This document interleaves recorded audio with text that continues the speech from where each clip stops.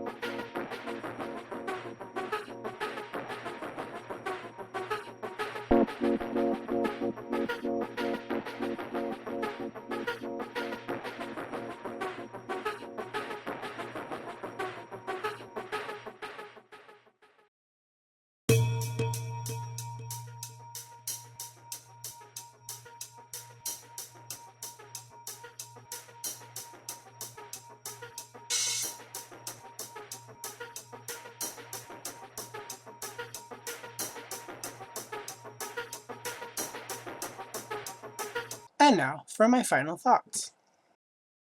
I printed these out on 4 different types of paper so I could test the paper that I use normally on these pages.